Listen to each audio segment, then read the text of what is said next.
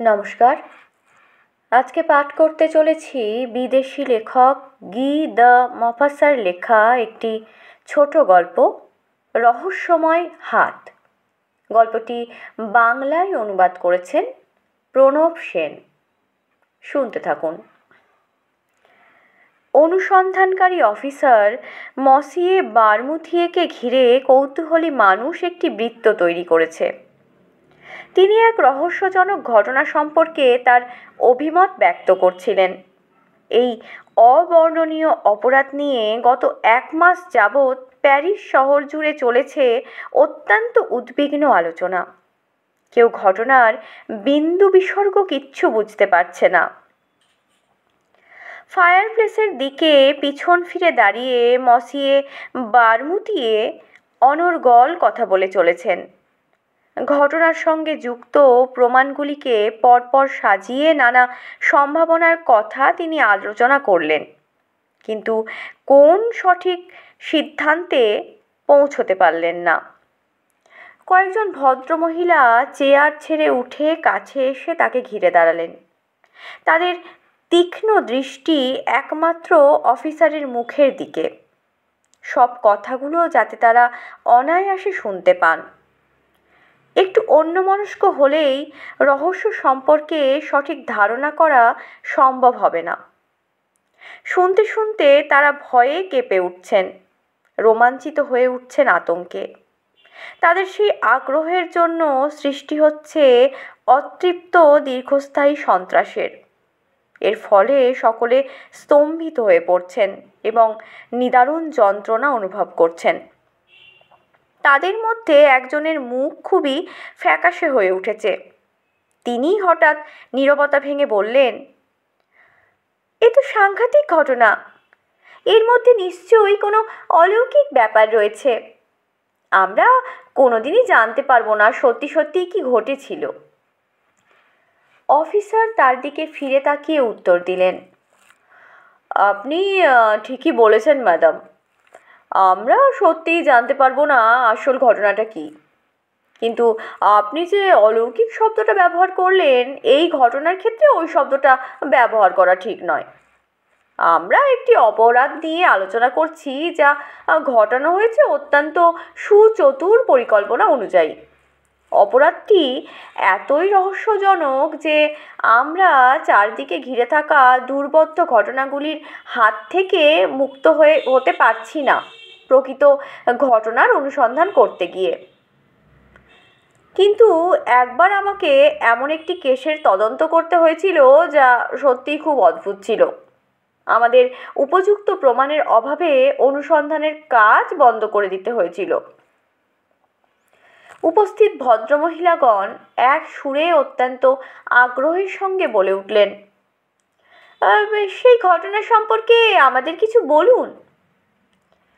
মসিয়ে বারমুথিয়ে অনুসন্ধানকারী অফিসারের মতো গম্ভীর মৃদু হাসি হেসে বলতে শুরু করলেন, আমি যে ঘটনা সম্পর্কে এখন বলতে শুরু করছি, আপনারা এক মুহূর্তের জন্য ভাববেন না যে আমি সেই ঘটনার মধ্যে কোনো অলৌকিক ব্যাপারের অস্তিত্ব খুঁজে পেয়েছি। আমি বিশ্বাস করি শুধু প্রাকৃতিক নিয়মগুলিকে। আমি মনে করি যে ব্যাপারগুলি আমরা বুঝতে পারি না, সেগুলি বর্ণনা করার সময় অলৌকিক শব্দের বদলে ওই দুর্বোধ্য শব্দটি ব্যবহার করাই যুক্তিযুক্ত হবে। যাই হোক, এই ঘটনায় যে ব্যাপারগুলি আমাকে সবচেয়ে ভাবিয়ে তুলেছিল এবং মূল ঘটনাকে জড়িয়ে থেকে যে ব্যাপারগুলি সব কিছুকে অত্যন্ত রহস্যময় করে তুলেছিল, সে সম্পর্কে আমি আপনাদের বলছি। সেই সময় আমি অনুসন্ধানকারী অফিসার হিসেবে গিয়েছিলাম আজাসিওতে। উপসাগরের তীরে অবস্থিত, চারদিকে উঁচু পাহাড় দ্বারা পরিবেষ্টিত সুন্দর ছোট একটি শহর। আমার মূল দায়িত্ব ছিল বংশগত বিরোধ সম্পর্কে অনুসন্ধান করা। এর মধ্যে কিছু ঘটনা চমৎকার, নিষ্ঠুর, বিরচিত, নিঃসন্দেহে নাটকীয়। সেখান থেকে আমি সংগ্রহ করেছি এমন কিছু গল্প যার মধ্যে আছে অকল্পনীয় প্রতিশোধ নেওয়ার আকাঙ্ক্ষা, বংশ পরম্পরা ধরে পুরনো শত্রুতা যা মুহূর্তেই ভয়ঙ্কর আকার ধারণ করে কিন্তু কোনোদিন সম্পূর্ণ বিলোপ হবে না। প্রতারণা করার দুর্ধর্ষ চক্রান্ত, হত্যাকাণ্ড যেগুলি সত্যিই খুব বেপরোয়া এবং বীরত্ব প্রকাশের নজির। অবশ্য প্রথম 2 বছরের মধ্যে আমি কোনো কিছুই শুনতে পাইনি, শুধু আমার পরিশ্রম ব্যর্থ হয়েছে। সেখানে আছে এক লোমহর্ষক কোর্সিকান ঐতিহ্য, যার দ্বারা একজন মানুষকে বাধ্য করা হয় প্রতিহিংসা গ্রহণ করতে। সেই প্রতিহিংসা শুধুমাত্র যে মানুষ তাকে প্রতারণা করেছে তার বিরুদ্ধে নয়, তার উত্তরাধিকারী এবং আত্মীয় স্বজনদের বিরুদ্ধেও। আমি জানি কিছু বৃদ্ধ শিশু ও তার দুঃসম্পর্কের ভাইদের কথা, যাদের গলা কেটে হত্যা করা হয়েছিল। সেই সব ঘটনার কথা আমি কোনোদিন ভুলতে পারবো না।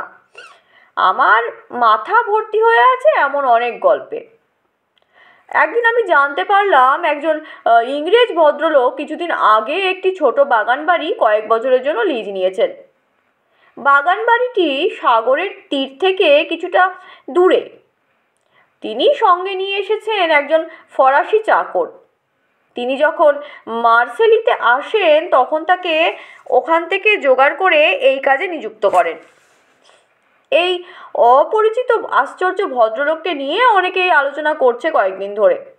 তিনি বাড়িতে একাই থাকেন, শিকার অথবা মাছ ধরতে যাওয়া ছাড়া আর কখনোই বাড়ি থেকে বেরোতে কেউ দেখেনি। তিনি কারোর সঙ্গে কথা বলেন না, শহরেও কখনো আসেন না। প্রতিদিন সকালে 1 কি 2 ঘন্টা ধরে পিস্তল এবং ওই ছোট বন্দুক নিয়ে লক্ষ্যভেদ অভ্যেস করেন। তাকে ঘিরে অনেক অবিশ্বাস্য কাহিনী রটতে শুরু করেছে। কেউ বিশ্বাস করেন ভদ্রলোক একজন বিখ্যাত মানুষ, রাজনৈতিক কারণে দেশত্যাগ করতে বাধ্য হয়েছেন। আবার কেউ অভিযোগ করেন ভদ্রলোক জঘন্য অপরাধের সঙ্গে যুক্ত ছিলেন, তাই এখানে পালিয়ে এসে আত্মগোপন করে আছেন। তারা সেই অপরাধের ভয়ানক বিবরণও দিচ্ছেন খুব অদ্ভুতভাবে।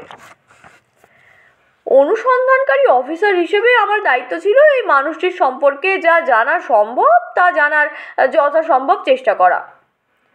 আমি প্রাণপণ চেষ্টা চালিয়েও বিশেষ সাফল্য অর্জন করতে পারিনি। আমি শুধু জানতে পেরেছিলাম ভদ্রলোকের নাম স্যার জন রোয়েল। এই পরিচয় নিয়ে তিনি এখানে আছেন। ভদ্রলোকের ওপর সতর্ক দৃষ্টি রেখেই আমাকে সন্তুষ্ট থাকতে হয়েছিল।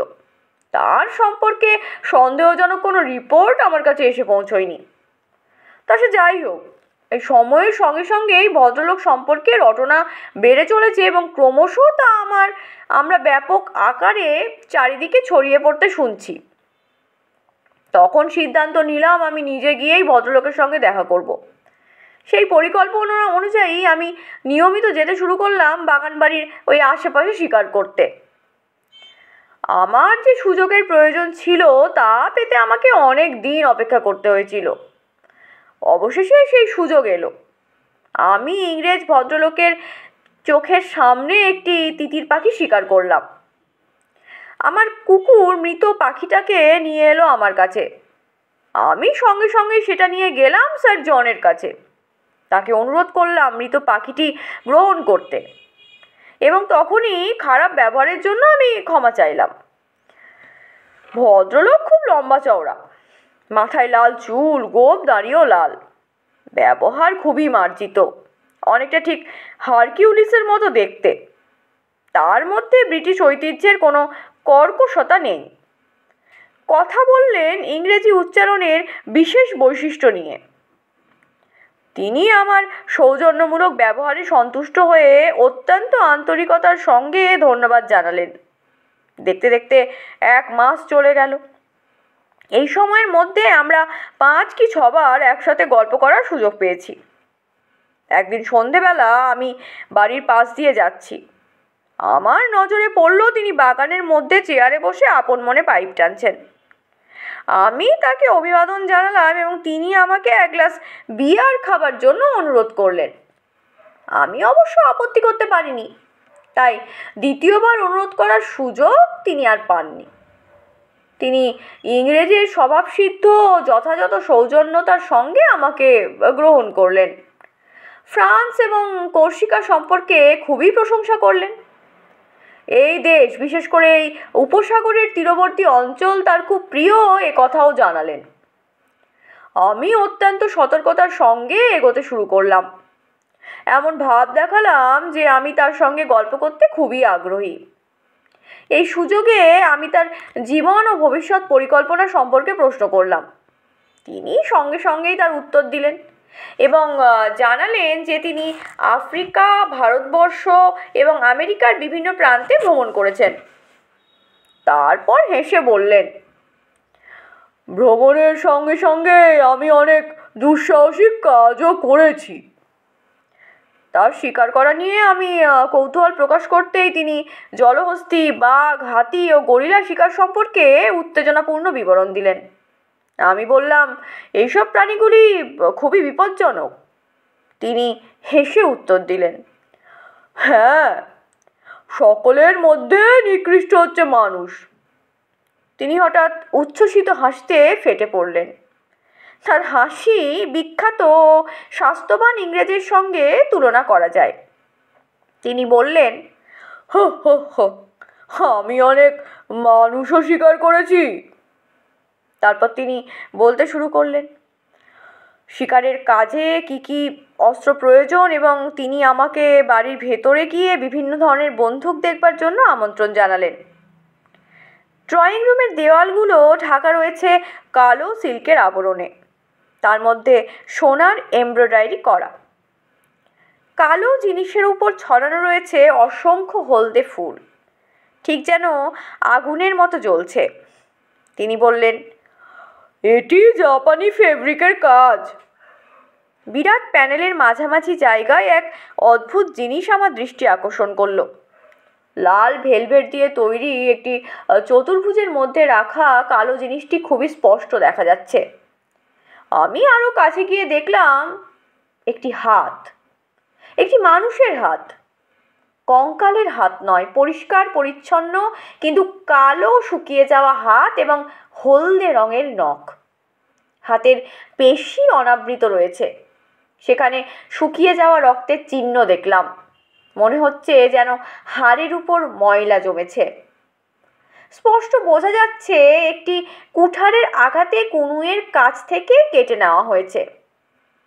কবজিতে জড়ানো রয়েছে অপরিষ্কার শক্ত লোহার চেন, পেরেক দিয়ে আটকানো এবং পান দিয়ে জোড়া। চেনের এক প্রান্ত দেয়ালে গাঁথা, রিংয়ের সঙ্গে এত শক্ত করে বাঁধা যেন মত্ত একটি হাতিকে ধরে রাখা হয়েছে। ওটা কি? আমি জিজ্ঞেস করলাম। আমার সবচেয়ে নিকৃষ্ট শত্রু, ইংরেজ ভদ্রলোক অত্যন্ত শান্ত স্বরে উত্তর দিলেন। সে ছিল আমেরিকার একজন মানুষ। তার হাতটি কেটে নেওয়া হয়েছে শানিত পাথর দিয়ে তৈরি খড়গ দিয়ে। সে ছিল আমার সবচেয়ে নিকৃষ্ট শত্রু। 1 সপ্তাহ ধরে এই হাতকে রোদে শুকোনো হয়েছে। আমি যে তাকে আঘাত করতে একটুও ভুল করিনি সেই আমার কপাল, না হলে আমার জীবন শেষ হয়ে যেত। আমি হাতটাকে স্পর্শ করলাম। এটা নিশ্চয়ই কোনো শক্তিমান মানুষের ছিল। আঙুলগুলি অস্বাভাবিক লম্বা এবং অনেক মাংসপেশি দিয়ে একসঙ্গে জোড়া। কোথাও কোথাও কোঁকড়ানো চামড়া এখনো স্বাভাবিক রয়েছে। সেই চামড়া শূন্য শুকনো হাত দেখে ভয়ে আমার গায়ে কাঁটা দিয়ে উঠেছিল। মনে হচ্ছিল ভদ্রলোক খুবই নিষ্ঠুর, প্রতিশোধ নেবার জন্য এই কাজ করেছেন। আমি বললাম, সে নিশ্চয়ই খুব শক্তিমান মানুষ ছিল। নিশ্চয়, ভদ্রলোক খুব ধীরভাবে উত্তর দিলেন। কিন্তু আমার শক্তি ওর থেকে বেশি ছিল, তাই তো চেন দিয়ে ওকে দ্রুত বেঁধে ফেলতে পেরেছিলাম। আমি ভাবলাম উনি হয়তো পরিহাস করছেন, তাই বললাম, এখন চেন দিয়ে বেঁধে রাখার কোনো প্রয়োজন নেই। হাতটা নিশ্চয়ই পালিয়ে যাওয়ার চেষ্টা করবে না। স্যার জন গম্ভীরভাবে উত্তর দিলেন, এটা এখনো পালিয়ে যেতে চাইছে, তাই চেনের প্রয়োজন। আমি ভ্যাবাচাকা খেয়ে তার দিকে জিজ্ঞাসু দৃষ্টিতে তাকালাম। অবাক হয়ে ভাবতে শুরু করলাম লোকটি কি উন্মাদ না শুধু পরিহাস করছে। কিন্তু তার মুখ তখনও রহস্যময়, শান্ত এবং উদার। আমি আলোচ্য বিষয় পরিবর্তন করে তার বন্দুকগুলির প্রশংসা করতে শুরু করলাম। যাই হোক, আমি লক্ষ্য করলাম গুলি ভরা 3টি রিভলভার রাখা আছে বিভিন্ন আসবাবপত্রের ওপর। মনে হলো লোকটি এখনও সবসময় কোনো ভয়ঙ্কর আক্রমণের ভয় নিয়ে দিন কাটাচ্ছেন। আমি এরপর লোকটির সঙ্গে বহুবার দেখা করি। একসময় যাওয়া বন্ধও করে দিলাম। ওখানকার মানুষ তখন তার উপস্থিতিকে খুব স্বাভাবিক বলে মেনে নিয়েছে এবং কেউ আর তাকে নিয়ে বিশেষ আলোচনা করতে আগ্রহী নয়। 1 বছর চলে গেছে। নভেম্বর মাসের শেষ। একদিন সকালে আমার চাকর ঘুম ভাঙিয়ে খবর দিল, রাত্রিবেলায় স্যার জন রোয়েল খুন হয়েছেন। 8 ঘন্টা বাদে আমি পুলিশ সুপারিনটেনডেন্ট এবং স্থানীয় শান্তিরক্ষা কমিটির নেতাকে নিয়ে ইংরেজ ভদ্রলোকের বাড়িতে গেলাম। দরজার বাইরে বসে স্যার জনের চাকর কাঁদছে, শোকে প্রায় পাগল হয়ে গেছে। আমি প্রথমেই তাকে সন্দেহ করলাম, কিন্তু সে ছিল নিরপরাধ। খুনিকে কোনো দিনই খুঁজে পাওয়া যায়নি। ড্রয়িং রুমে ঢুকে আমি প্রথমেই দেখলাম মৃতদেহটি ঘরের ঠিক মাঝখানে চিত হয়ে শুয়ে আছে। স্যার জনের ওয়েস্টকোট ছিঁড়ে গেছে, কোটের একটি হাতা ছিঁড়ে প্রায় আলাদা হয়ে গেছে। ভদ্রলোক বেঁচে থাকার জন্য শত্রুর বিরুদ্ধে প্রাণপণ লড়াই করেছেন তার চিহ্ন খুবই স্পষ্ট। ইংরেজ ভদ্রলোককে গলা টিপে হত্যা করা হয়েছে, তার কালো মুখ ফুলে উঠে বীভৎস আকার ধারণ করেছে। সারা মুখে বিকট ভয়ের প্রকাশ। তার দাঁতগুলো কোনো জিনিসকে দৃঢ়ভাবে চেপে ধরেছিল। তার ঘাড় রক্তে ভেসে গেছে। সেখানে 5টি ক্ষতের দাগ। দেখে মনে হয় যেন লোহার পেরেক ঢুকিয়ে ক্ষতগুলি তৈরি করা হয়েছে। অনুসন্ধানের কাজের সুবিধার জন্য ডাক্তারের সাহায্য নেওয়া হলো। তিনি বহু সময় ধরে মৃতদেহের ঘাড়ের মাংসের উপর হাতের চিহ্নগুলি পরীক্ষা করলেন এবং বিস্ময়কর কথা আমাদের শোনালেন। চিহ্নগুলি দেখে মনে হচ্ছে একটি কঙ্কালের হাত গলা টিপে তাকে হত্যা করেছে। আমার শিরদাঁড়া দিয়ে ঠান্ডা স্রোত দ্রুত বেয়ে নেমে গেল। আমি সঙ্গে সঙ্গে দেওয়ালের দিকে তাকালাম, যেখানে চামড়াবিহীন সেই বীভৎস হাত দেখতে অভ্যস্ত হয়ে উঠেছিলাম। হাতটা আর সেখানে নেই, চেনটা ভাঙা অবস্থায় দুলছে। আমি এখন মৃতদেহটা পরীক্ষা করার জন্য ঝুঁকে দাঁড়ালাম। শক্ত করে চেপে ধরা দাঁতগুলির ফাঁকে অদৃশ্য হয়ে যাওয়া হাতের একটি আঙুল খুঁজে পেলাম। আঙুলের অর্ধেকটা হাত থেকে কেটে নিয়েছে। আমরা সমস্ত বাড়িটা অত্যন্ত মনোযোগ সহকারে তন্ন তন্ন করে খুঁজলাম, কিন্তু কিছুই পেলাম না। কোনো দরজা জানলা জোর করে খোলা হয়নি, কোনো আসবাবপত্র ভাঙা হয়নি। পাহারা দেবার জন্য রাখা 2টি কুকুর সারা রাত ধরে নির্বিঘ্নেই ঘুমিয়েছে। চাকরের কথা থেকে আমরা যেটুকু জানতে পেরেছি এবং তা সংক্ষিপ্ত আকারে আপনাদের শোনাই। গত মাস থেকে তার প্রভুকে কোনো ব্যাপার নিয়ে খুবই উদ্বিগ্ন হতে সে দেখেছিল। তিনি বহু চিঠি পেয়েছিলেন, সেগুলি পাওয়ার সঙ্গে সঙ্গেই আগুনে পুড়িয়ে ফেলেছিলেন। প্রায়ই তিনি ঘোড়ার চাবুক হাতে নিয়ে এমন কাণ্ড ঘটাতেন যেন তাকে দেখে মনে হতো তিনি মানসিক ভারসাম্য হারিয়ে ফেলেছেন। ক্রোধে উন্মত্ত হয়ে চাবুক দিয়ে মারতেন দেওয়ালের সঙ্গে লোহার চেনে বাঁধা হাতটাকে। হত্যাকাণ্ড ঘটার পর সেই হাত রহস্যজনকভাবে অদৃশ্য হয়ে যায়। তিনি খুব দেরি করে বিছানায় শুতে যেতেন এবং তার আগে ঘরের দরজা জানলায় ঠিকমতো চাবি লাগাতেন। সব সময় অস্ত্র রাখতেন কাছাকাছি। রাত্রে শোনা যেত তিনি খুব চিৎকার করে কথা বলছেন, যেন কারোর সঙ্গে তীব্র কথা কাটাকাটি করতে ব্যস্ত। সেই দুর্ঘটনার রাতে তিনি কোনো শব্দ করেননি। পরের দিন সকালে যখন তার চাকর এসে জানলা খুলতে যাবে, তখনই সে দেখে স্যার জন খুন হয়ে গেছেন। সে কোনো ব্যক্তির কথা ভাবতেই পারে না যার পক্ষে এই অপরাধ করা সম্ভব। সেখানকার ম্যাজিস্ট্রেট ও পুলিশকে আমি মৃত ব্যক্তির সম্পর্কে যত কিছু জানতাম সব জানিয়ে দিলাম। তারা খুব পরিশ্রম করে সারা দ্বীপ জুড়ে অনুসন্ধান চালালেন, কিন্তু সব চেষ্টা ব্যর্থ হয়ে গেল। এই হত্যাকাণ্ড হবার পর 3 মাস চলে গেছে। এক রাত্রে আমি এক লোমহর্ষক দুঃস্বপ্ন দেখলাম। আমি স্বপ্নে দেখলাম সেই হাতটাকে, সেই বীভৎস হাতটা আমার ঘরের দেয়ালে মশারিতে কাঁকড়া বিছিয়ে অথবা মাকড়সার মতো ছুটে বেড়াচ্ছে। আমি 3 বার ঘুম থেকে জেগে উঠেছি, 3 বারই আবার ঘুমিয়ে পড়েছি। 3 বারই আমি দেখলাম সেই বিকট বিচ্ছিন্ন হাত আঙুলগুলিকে পা হিসেবে ব্যবহার করে ঘরের মধ্যে লাফিয়ে বেড়াচ্ছে। পরের দিন হাতটাকে আমার কাছে নিয়ে এলো একজন। কবরখানার ভেতর থেকে স্যার জনের কবরের উপর এটিকে পাওয়া গেছে। তার পরিবারের লোকদের খুঁজে বার করার চেষ্টা ব্যর্থ হয়ে গেল, তাই তাকে ওখানেই কবর দেওয়া হয়েছিল। হাত থেকে তর্জনীটা হারিয়ে গেছে। উপস্থিত ভদ্রমহিলাগণ, আমার গল্প এখানেই শেষ হলো। আর ঘটনাটা সম্পর্কে আমি যা জানি তা সবই আপনাদের বলেছি।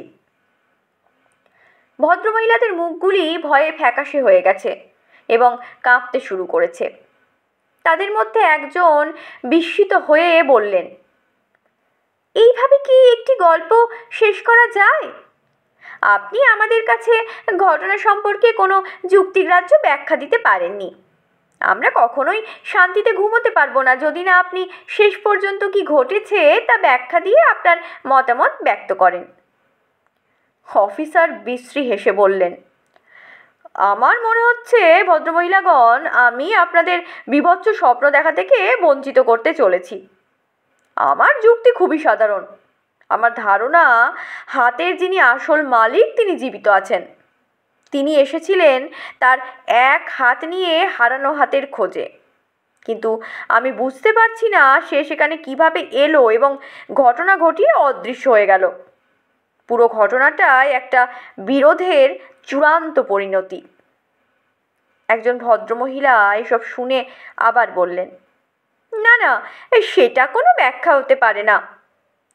অফিসার তখনও হেসে উত্তর দিলেন, আমি তো বলেছি, আপনারা আমার যুক্তিকে কখনোই মেনে নিতে পারবেন না।